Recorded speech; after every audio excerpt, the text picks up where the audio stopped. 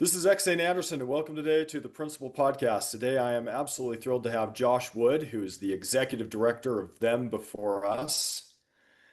Josh has spent most of his career in nonprofit leadership, church ministry. He's focused on serving others, he's focused on solving problems. Josh, thank you so much for being on the show with us today. Yeah, glad to be here. Thank you. So, can you tell us a little bit more about what you do at Them Before Us?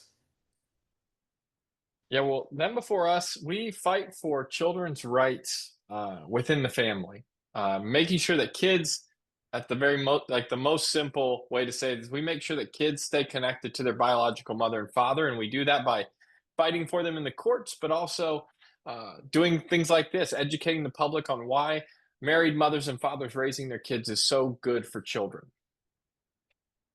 So let's talk about that. I agree with you, and I think anyone listening to this podcast would agree with me, but why is it so important that a child has a mother and a father? Well, there's like a million reasons, but the first and foremost, the science and the data point to it. And even if you don't understand all of the reasons, I think we all kind of know it. We see children, and we know that when someone has a child, that child belongs to that person. We kind of know it intuitively. We think it's revealed in nature. But I think you can even go a step deeper than that and say, when we've done studies and done the data, that those also all prove out that kids do best when they're with their biological mother and father. They're safest. We know that to be true, that the most dangerous person in a kid's life is when they're living with an unrelated male. We joke around that there's no movies ever made about the kid going on a long, search for their long lost stepdad. That biology matters to them. They want to know where they came from. But also it's got the gender balance to it. That the kids, moms and dads give kids different things they need to develop and grow. You've never seen a dad or a mom throw a kid up in the air. That's something dads do. But moms will get down on the kid's level and help them cut and learn to color and things like that. They'll speak to them in a different way than dads do. It's the perfect gender balance, which we all know is a great thing for kids. So you can go a couple of different routes with it, both from what the kids say they need to what the data says to even just what you kind of know in your heart when you see a mom and dad and a kid together. All of those things kind of point to this is a really important relationship. Oh, wow. Yeah, I 100% agree with you. And I like how you said, there's this kind of movement in the world that everything should be exactly equal. Now, I obviously believe that people are created equal, but I think we can have different roles and still be equal in the family. Would you agree with me on that? Yeah, I think anyone that they don't want just equal, they want the same. They want everyone to be the same, to have the same gifts, to have the same needs. But I recall one study that tried to equalize opportunity in the workforce. I think it was one of the Nordic countries. And they said, no, we're going to take away any barriers to employment, any barriers to education. You're going to get paid the same no matter what you do. And we bet that these gendered professions like engineering and nursing, that because we've taken away all these barriers, you're going to see 50-50 splits of men and women in these things. And what they found was the more barriers you took away, the more gendered they became.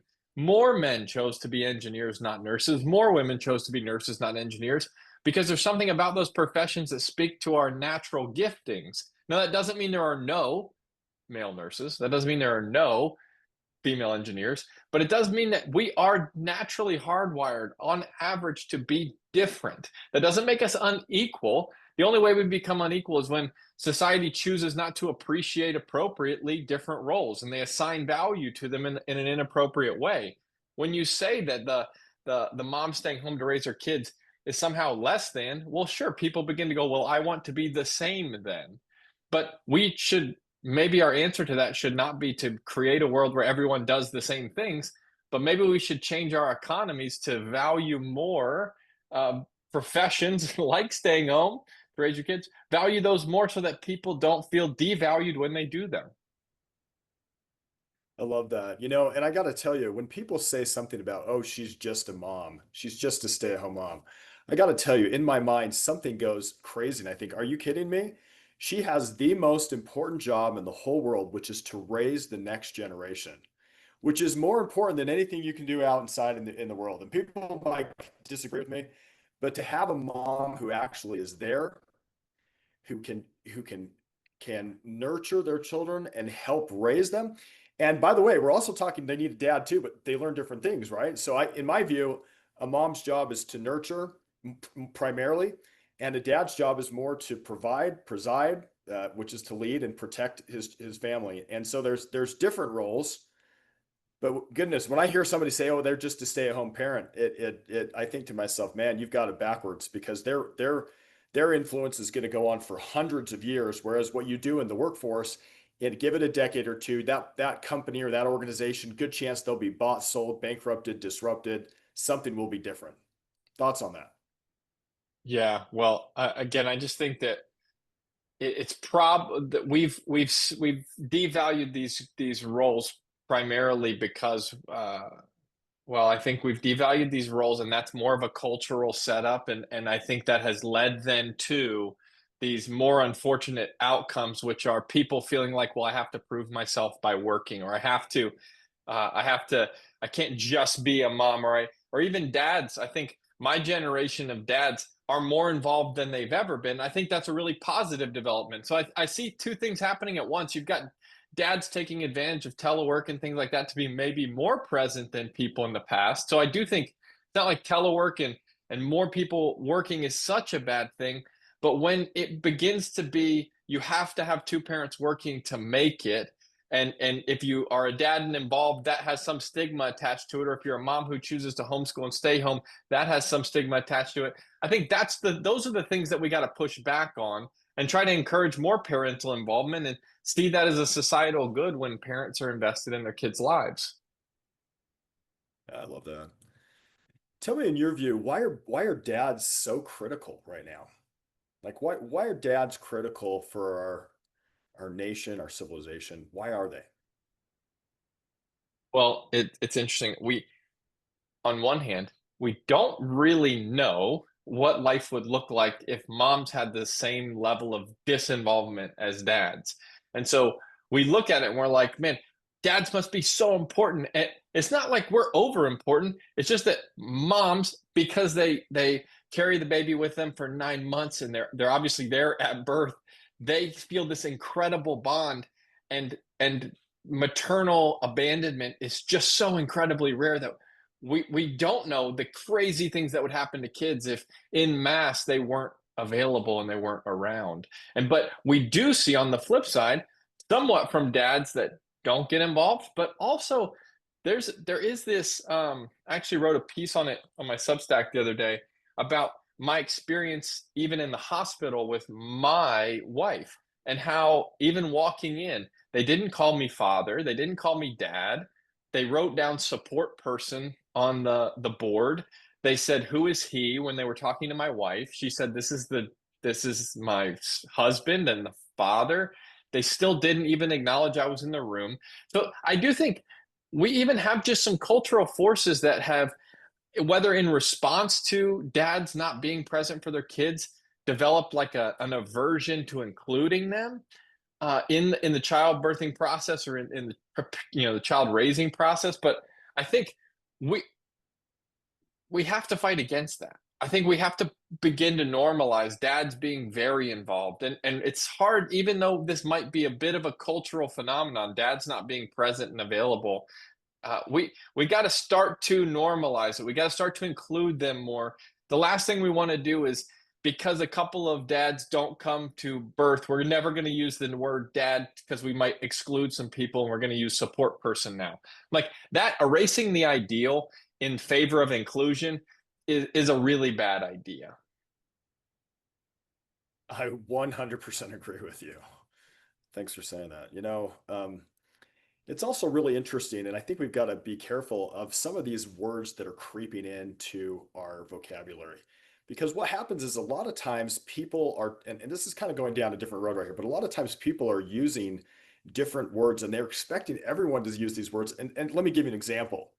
So people are taking the word abortion and they're calling it reproductive rights. Well, rights is a really positive word, whereas abortion is kind of like saying, hey, we're killing a baby. And they're trying to use this positive spin. Or people are saying, hey, we're we're going to have gender affirming care rather than, hey, we're actually mutilating kids and we shouldn't be doing that. We need to make sure that, in my view, we're not playing into those word there. It's kind of a positive spin that they want to put on things that truthfully are very damaging. Well, some people laugh when, individuals use words like birthing persons. But I would say it's these are sinister, changes that very small things, even saying, man, kids do better with two parents. I'm like, whoa, whoa, whoa. Kids don't have parents. Kids have moms and dads. Every kid has moms and dads. We can't allow the culture to change what and just begin to twist and distort what is fundamental truth. These things really do matter. And they say those who control the language control the world. So we do have to be very careful that we don't fall into playing their games. It's not a two-parent privilege. It's kids do better when they have a mother and father who are raising them. It's same with birthing persons. The persons don't give birth. Moms give birth. These That's things exactly right. are ways that we enforce truth in the world. And when we start to succumb to playing their games, I think we're already on the back foot and losing. Absolutely. I think you're exactly right. So we have to be so careful. Let's just say it how it is. Kids need a mom and a dad, not just a two-parent household. They need a mother and a father who bring different things. Well, it's unfortunate because in society today, telling the truth has become something to be afraid of. And I'm I'm afraid that in service of this type of I don't want to hurt your feelings inclusion, which I understand the impulse, even around Mother's Day, it's almost like reflexive to say mother figures, father figures. Never talk about moms, because there's so many single moms. What if someone lost their mom? What if they don't have a dad in instead of saying there is an ideal. And you know what? In fact, I had a team meeting where we were talking about the importance of mothers and fathers, and I had a person on my team who was a single mother. And after the meeting, I did feel that twinge of like, did I exclude her? And I told her, I said, I'm not trying to harp on you or your situation by saying that kids need their mom and dad. And I know you're doing this alone. So I apologize if I'm offending you. And she said, just stop. Like, nobody knows better than me that I shouldn't be doing this alone than me. Like, people need to speak up. And people who are doing it alone, they know that. And so, again, we got to fight that impulse to erase the ideal in service of inclusion when, in fact, what you're telling them when you say, no, not having a dad is not any different, and any father figure will do. You're telling that mom who's doing it all by themselves that they don't have any reason to need compassion because their situation isn't any different than yours, and that every family is created equal. Well, that's not true. That's not true.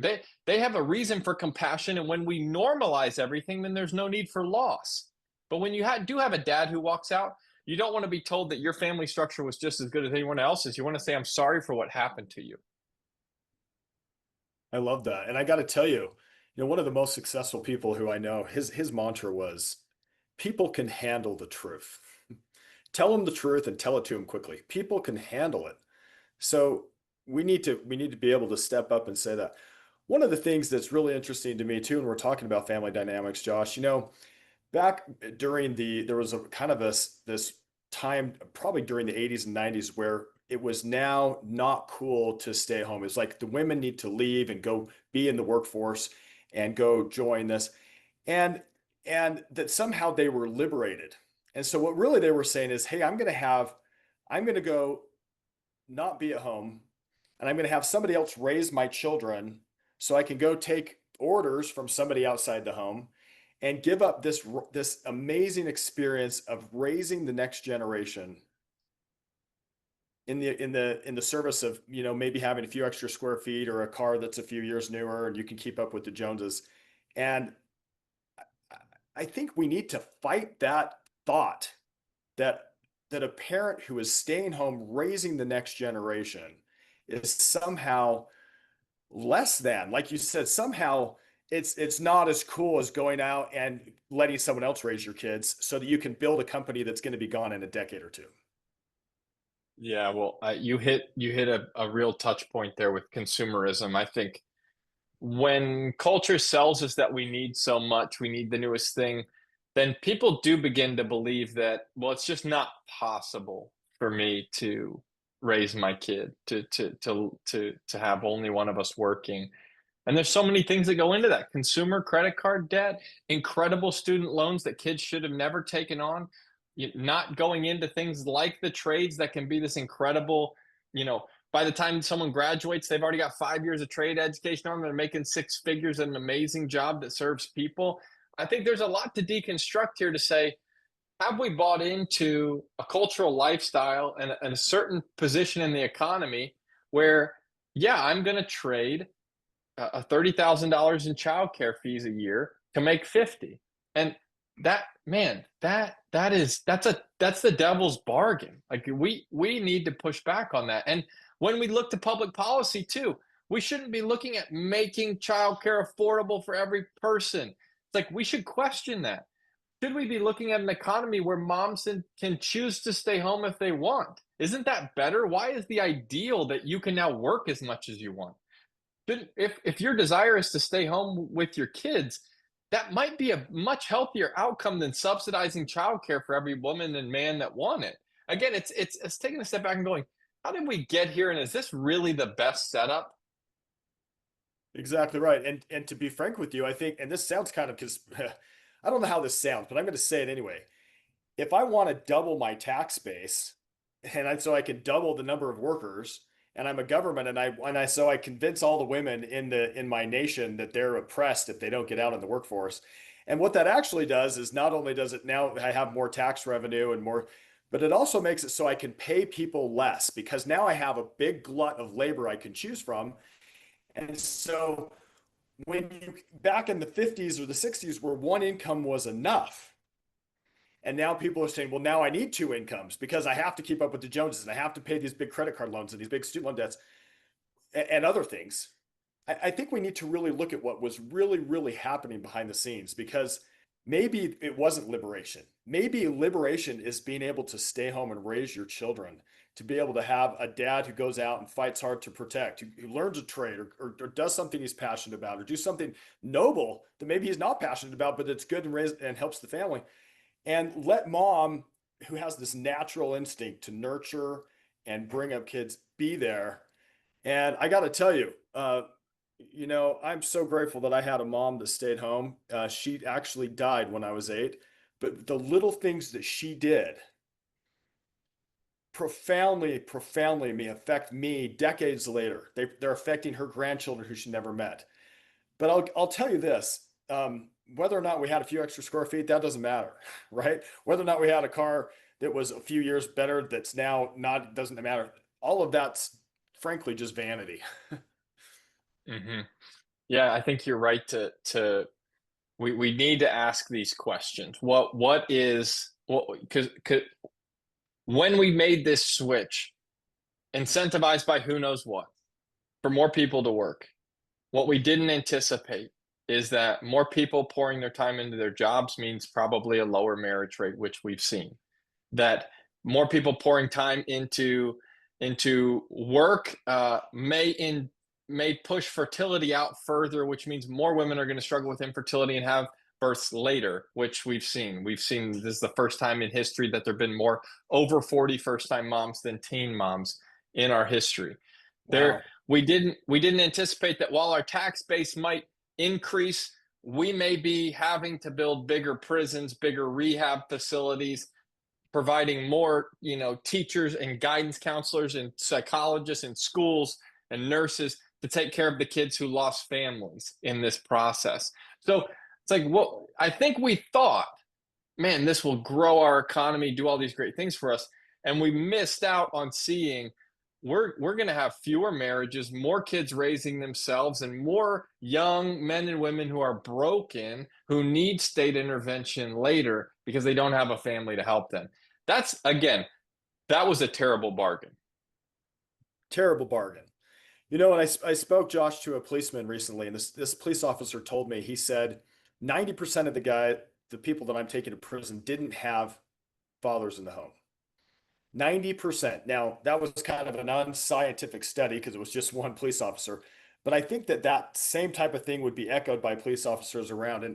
And I think about this. I saw on TV, and I'm not going to go into detail. There was somebody who kind of committed this really crazy crime. He's probably going to have to go to jail for a decade or two. And I did a little research on this gentleman, and this gentleman did not have a father in the home.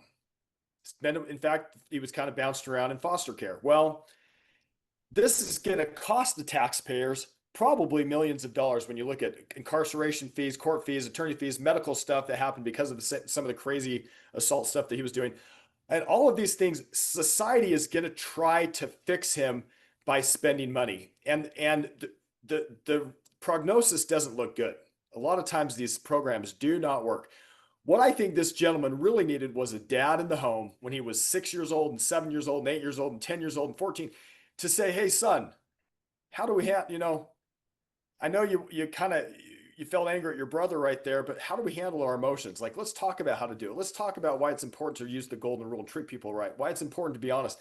And then these problems very likely wouldn't have happened, costing society. So if we don't fix this problem, the little social programs we put up are going to be like sandbags against a tsunami. It's not going to work. We can't afford to spend millions of dollars for every time somebody's parent it checks out, and all these societal costs comes in. Yeah, the school's a great example. Nowhere do you see the growth of a single program so exponentially mismatch against the results of the investment.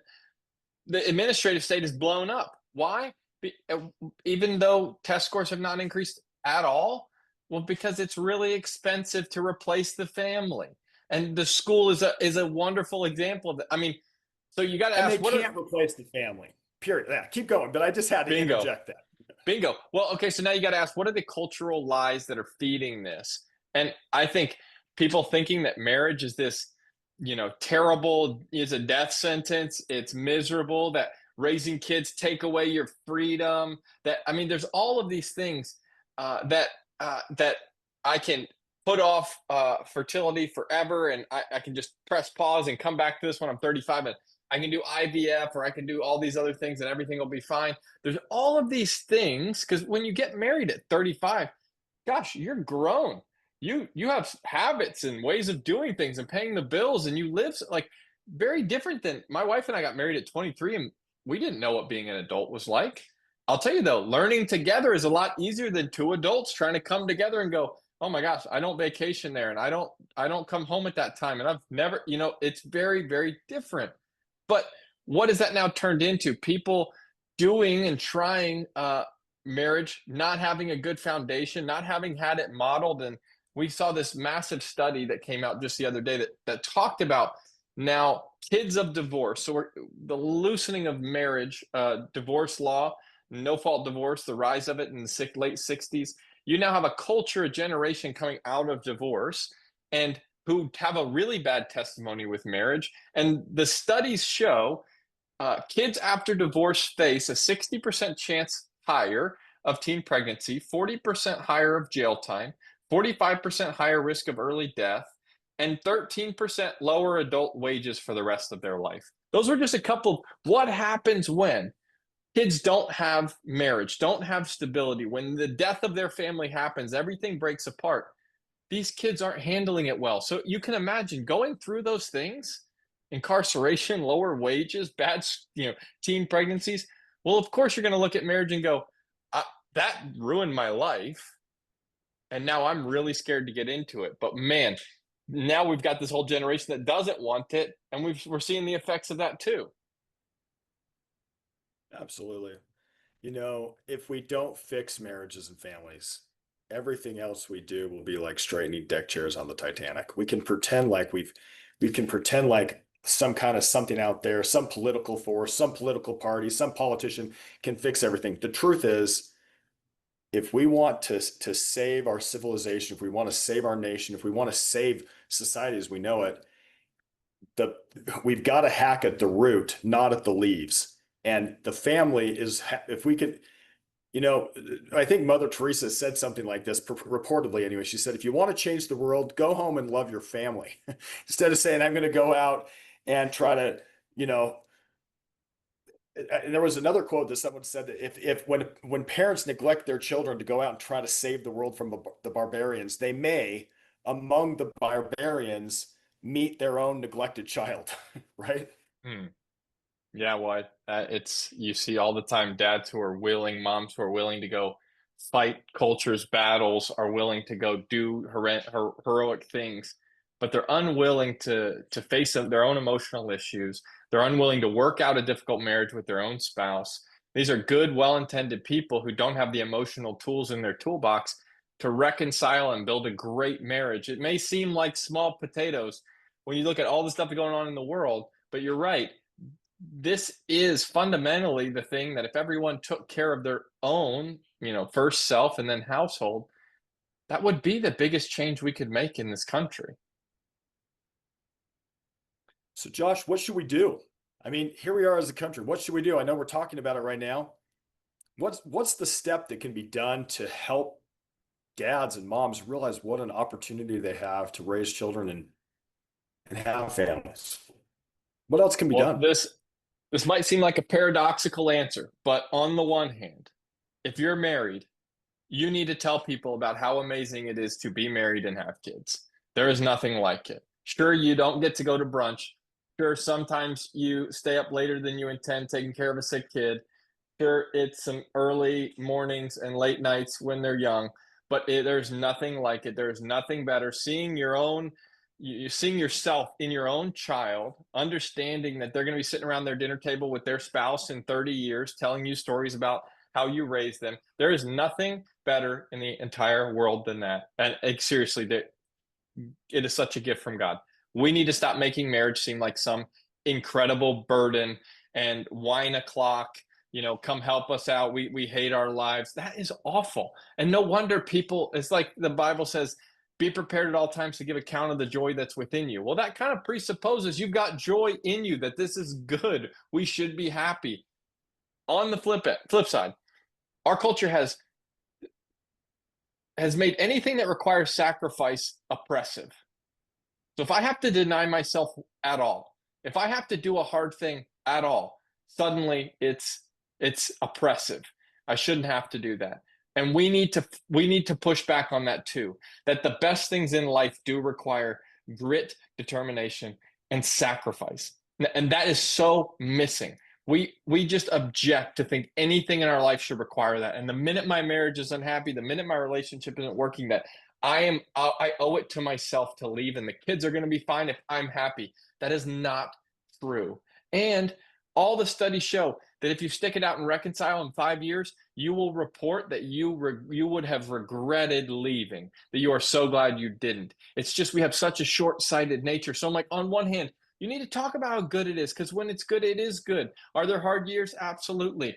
On the other end, you need to appreciate that this is going to require sacrifice from you. And in all good things do.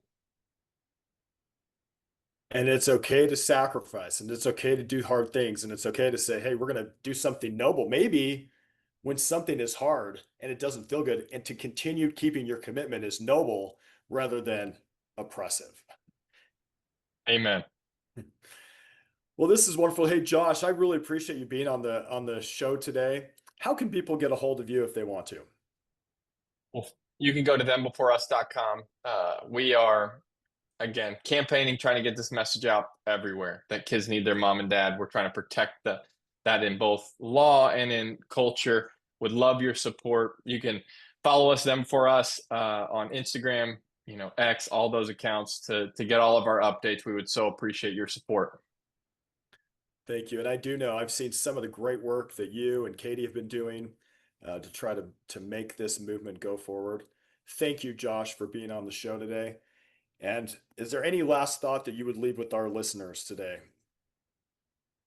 I would say that the world needs more people willing to tell the truth. And the only one who benefits from your silence are those who are doing the oppressing in reality. The kids are the victims here. Make sure we highlight them and speak up for them. Speak up for children, speak up for the weak ones, and be brave enough to tell the truth. Thank you, Josh Wood. Honored to have you on the show today. And feel free to follow Them Before Us on their social media channels. Join the cause. Thanks again, Josh, for being on the show.